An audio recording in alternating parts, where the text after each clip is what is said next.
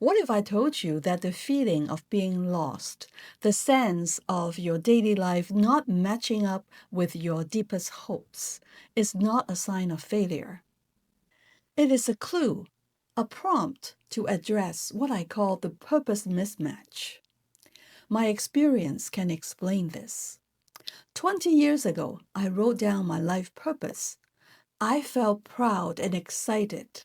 However, I was also deeply confused because my reality at that time was a world from that statement. My days were about Gantt charts, project statuses, budgets, and helping organizations achieve their goals. I was good at it, but deep down I hear that constant whisper. That isn't it. You are meant to help people flourish and live life to its full potential, not just managing projects. I felt conflicted. Maybe I don't belong in this corporate world. Maybe I belong to the world of human services. And that was just the beginning of my journey. Through burnout, personal trauma, and starting over at 58, that single statement didn't just guide me, it revived me. In this video, you will see how to find your own North Star. There's no guarantee you can reach it because we do not control our mortality, but you can make sure that every day you live on this earth, you are moving in a direction that truly matters. If that interests you, stay on. Hi, I'm Joyce Lee. Welcome to the PhD Grandma's Guide to Living a Resilient and Flourishing Life through Simplicity. Back to the idea of the purpose mismatch. Maybe for you, it's the Sunday night dread. What is the point about this 9 to 5 business? Is that all there is? Even though I have a good job, there must be more to life than this. Or maybe you are dealing with the sharp disorientation of a layoff. Then you're wondering, how is my purpose fit into this empty calendar? That must be frustrating. However it shows up, that's the same gap between the life that you're living now and the life you feel being called to. And when our time is limited and precious, that gap isn't just uncomfortable, it is very urgent. Let me show you what I mean. My purpose is to inspire, equip, and mobilize people to live life to the fullest. But in my day job as a project consultant, I lead projects and I mentor people how to manage projects well. However, it is not about showing them how to live their life potential. That mismatch was painful. I felt like I'm living in a lie. But that discomfort was the first crucial clue to remind me that I should be focusing on my compass, not on the road that I'm traveling on. So I pivoted. I went through a whole period of self-discovery. I took the different personality tests, Myers-Briggs, Strength Finders, the Enneagram, everything, you name it. And I tried to find out what is the optimal career that I can exercise my life gifts as well as serving my life purpose.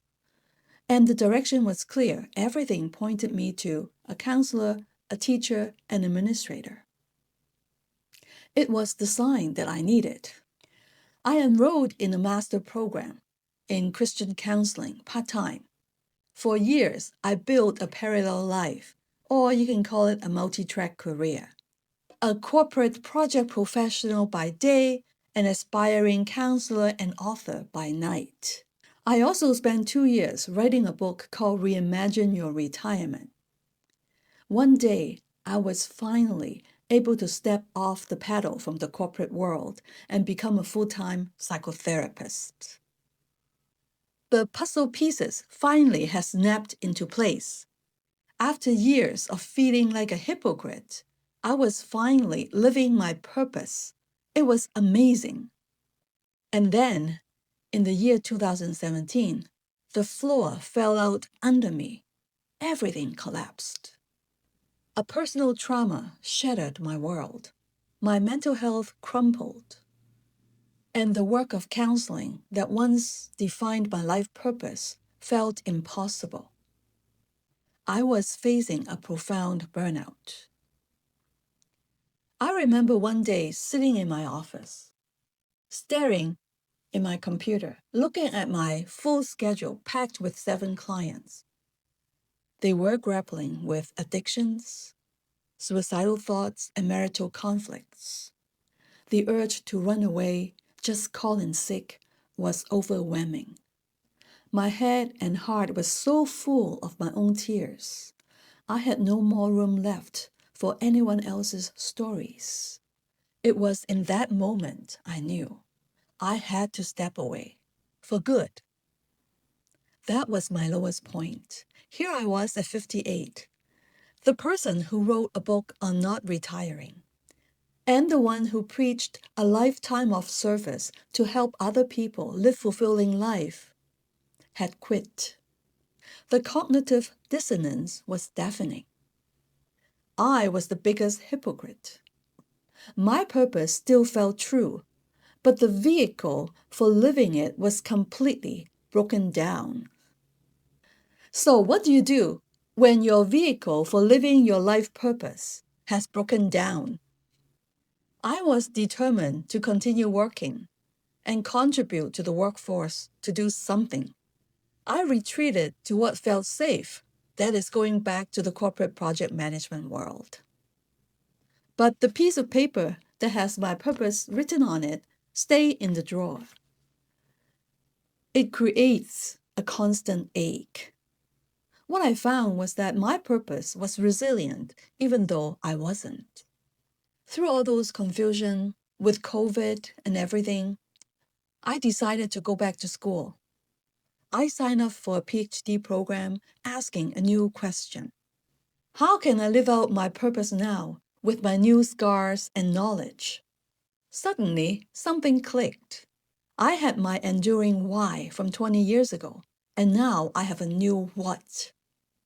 But I was still missing the how, which is the vehicle. Here is the distinction that is most helpful for me. Your purpose is your why, your timeless anchor. Your mission is the how, your strategic plan for making your why happen in this season of your life. My purpose never changed: to inspire, equip, and mobilize. Those activities or actions are very relevant to me. That's what I love to do. But my mission to carry that out has changed. It finally crystallized. I had a roadmap that guides me now very clearly. My new life mission is to inspire and equip people over 40 to discover their unique gifts and live a flourishing life through embracing simplicity. It is focused, resilient, and tell me exactly what to do when I feel lost. And because it is so clear, it unlocks multiple ways to carry this out. Now that I'm grateful that my healing journey is behind me, this mission guides me whenever I'm doing one-on-one coaching, creating videos like this, or facilitating workshops. Here's the truth. Your North Star is not a destination you are promised to reach. We don't know how many days we have. It may be 30 days or it may be 30 years. The treasure isn't the finish line. The journey itself is the treasure. It is the moment by moment living every day that you contribute to society while living your life mission. My journey taught me that you don't create your life mission just once. You build it, you lose it, and you rebuild it with every challenge that you face and overcome. If the floor fell out under you tomorrow, would your how be resilient? Or would you need a new way to express your life purpose? If you're ready to define your own guiding star, you can start with this small but powerful step. In the comments, I love to know, what is the one word that captures the essence of the mission that you felt called to in this season of your life? Is it to simplify, create, connect, heal, or build? Share that one word below. Let's create a constellation of purpose and inspire each other. Thanks for watching. If you are on this journey, please subscribe. Until next time, look for clues that describe your mission.